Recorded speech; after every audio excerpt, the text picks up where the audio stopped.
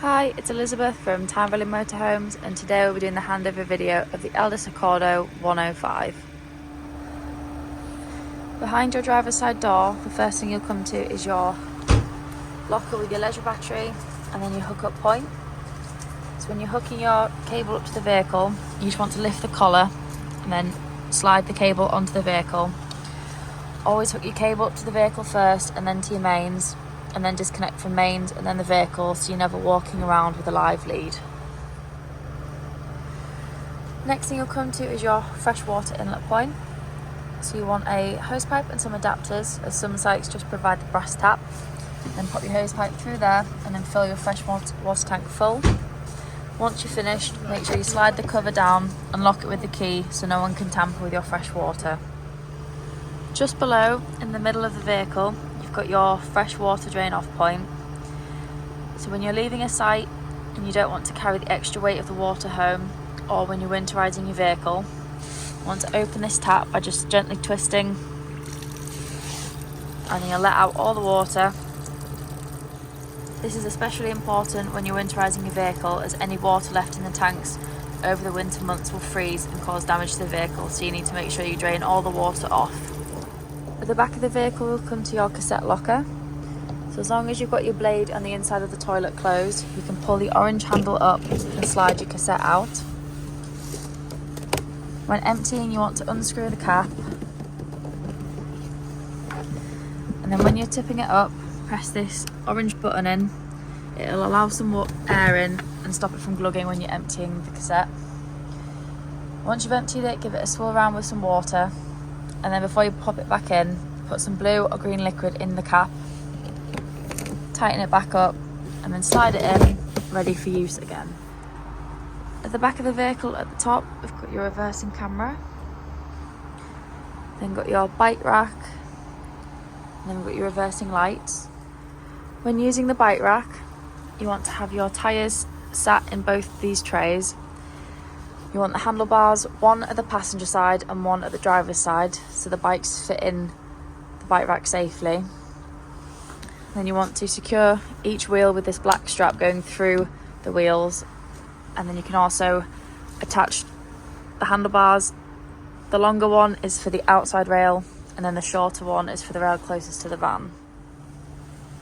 On the passenger side behind the back wheel, you've got your dirty water drain off point. So again, the same as the fresh, you just twist the cap round and all the wastewater will drain off. So again, you want to do this when you're leaving a site, so you're not travelling home with the extra weight.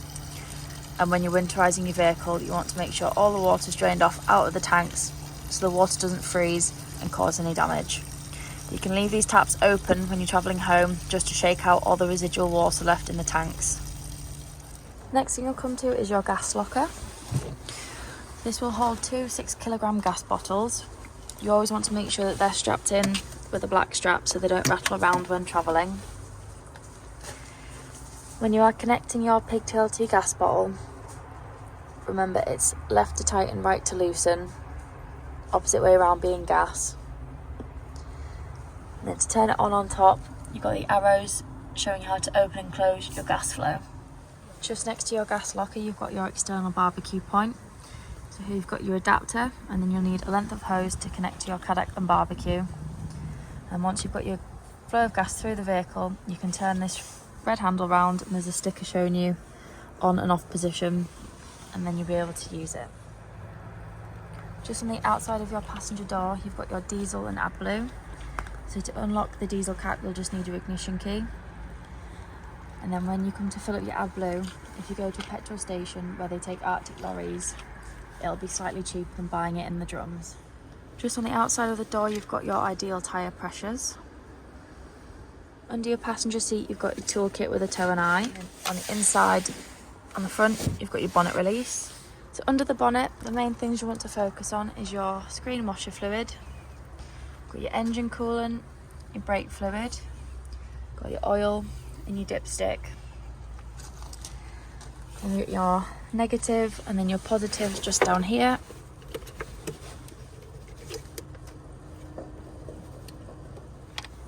If you need to give or receive a jump start. And then you've got your weight plates on the front as well. So the first thing you want to do when you get into your vehicle is turn your main control panel on by pressing this button here. You can then turn your internal lights on this button. You've got your water pump and then your awning lights. And then on the other side, you've got your battery levels. If you press the button, it'll tell you your battery level, and then your fresh water and wastewater levels will come up on here as well.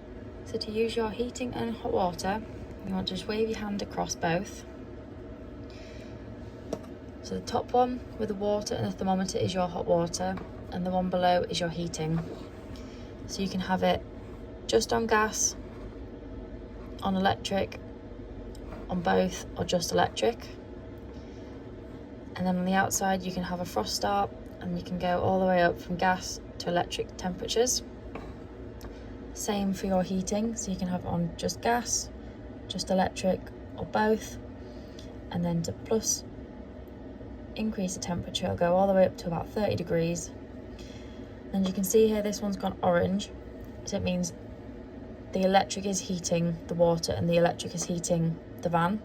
And then when the gas goes orange, it means the gas is working and heating both systems.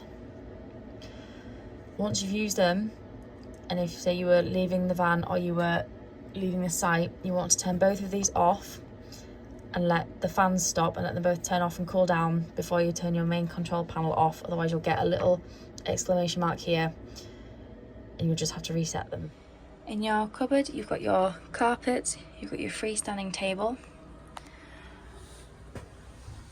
and then at the back you've got your solar panel charging controller unit, and then you've also got your aerial boost at the top.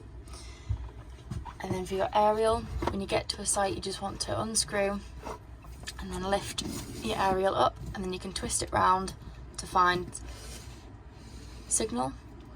Just make sure you tighten it back up, and then before you leave, make sure you unscrew it, pull it back down, and then make sure you tighten it back up so it can't move and rattle around when you're travelling. This will stop it from getting damaged, and give it a good wiggle. If it doesn't move, it means it's tight enough to travel. So here we've got your 3 gas burner hobs working.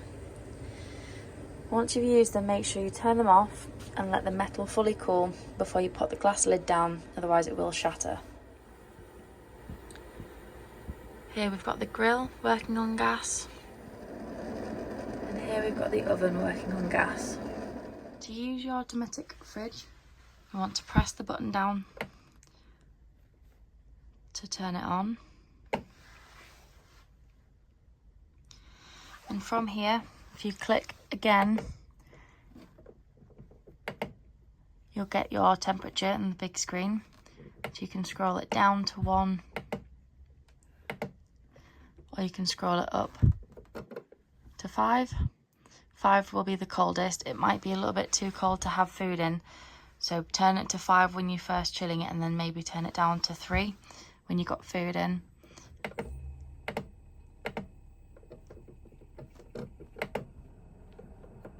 And then if you click to the highlighted bit at the bottom, you can go through different settings on your fridge.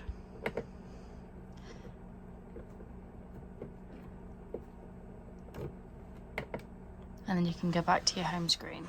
You've got your bathroom with your shower. And you've got your door that you can just slide across.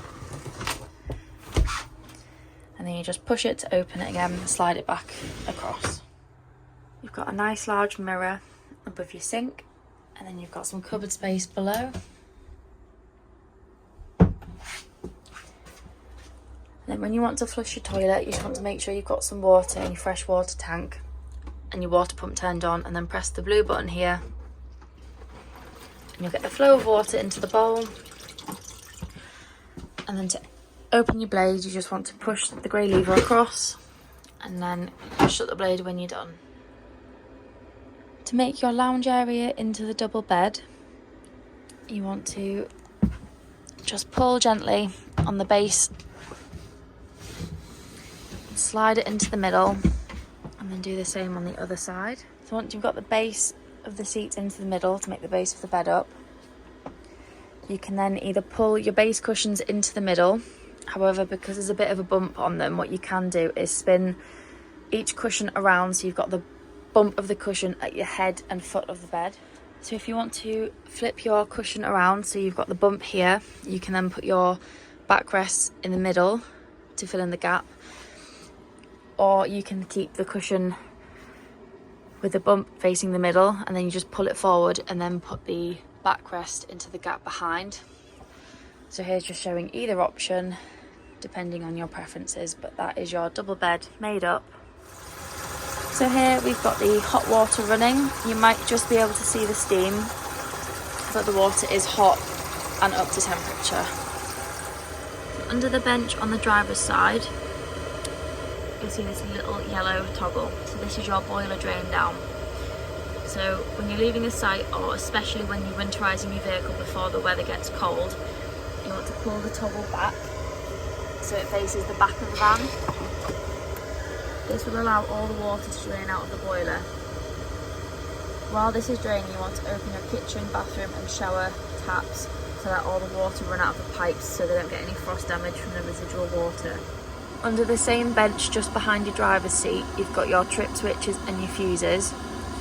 So if you're ever not receiving power in the vehicle, you can press the button at the top, and if the switch next to it trips down, it means there's an issue within the vehicle. However, if it doesn't trip, it means there's an issue with the mains or the mains power coming into the vehicle.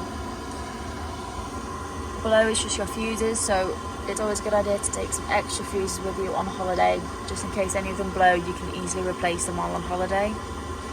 And this little button at the bottom is your tank heaters. So when the weather's getting a bit chilly, if you're using your vehicle, pop your tank heaters on and it'll just keep the water tepid and stop the water from freezing while you're on holiday.